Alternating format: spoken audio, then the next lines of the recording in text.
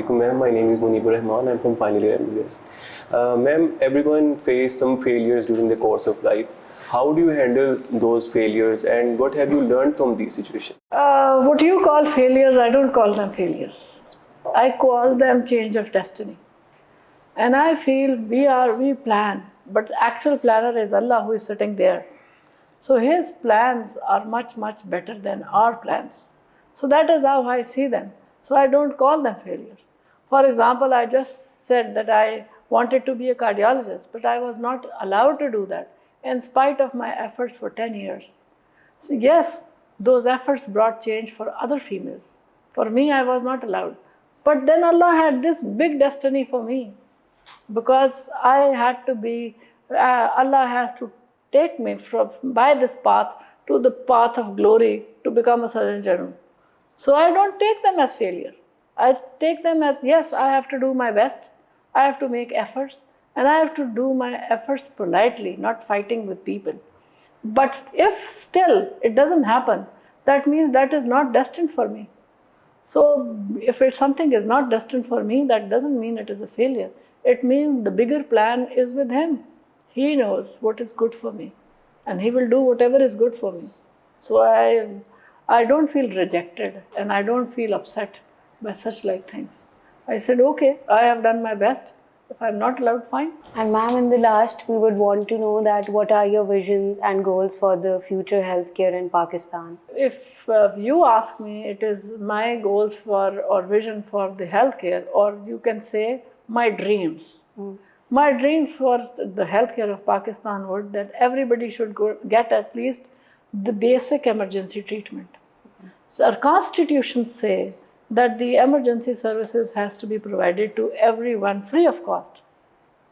But still there's a long way to go. So that would be my one goal.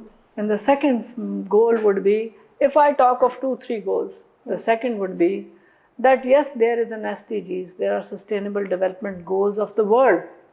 The world said before long ago in Alma Mater in 78 that there has to be these goals that we have to meet of the healthcare. The goals were right. Yes. But the goals, expected goals were so tough and unrealistic, we didn't achieve them. So they said they were goals of 2000. 2000 was near and we didn't achieve them. So they said that these goals would be 2000 and beyond. It came beyond and we still didn't achieve them. And then they changed the goals and said the goals are almost the same, but they changed and they said these are MDGs, the Millennium Development Goals. And those were 8. We still didn't achieve them on the timeline. And now we have Sustainable Development Goals that we are supposed to achieve. I don't know whether we will achieve them or not, but the goals are the same, which is basically the things that would lead to better healthcare. And one of them is gender equality. Gender equality doesn't mean that you change your roles. That means you should be empowered to do certain things. If the mothers are education, the whole family would be looked after in a better way. The mother would know what the breastfeeding would do. She would breastfeed. And if she does that, there would be so many infants that would not die of diarrhea.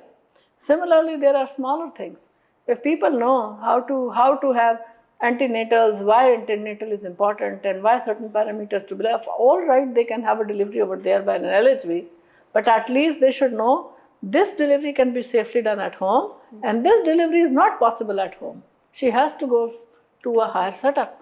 So the goals are the same, they remain the same. So similarly, like we have the worst kind of maternal mortality and the infant mortality.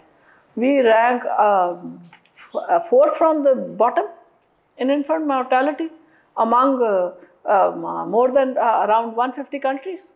So is it right? It is not right. So that's what my goal is. Why my children, so many children are dying? Why my females are dying at a very young age? In delivery, you are in young age. That is your productive age. You have a family and that family is ruined. The children, they lose their mother. How they are brought up and what happens to them, that's another story that you can see. So why those mothers die?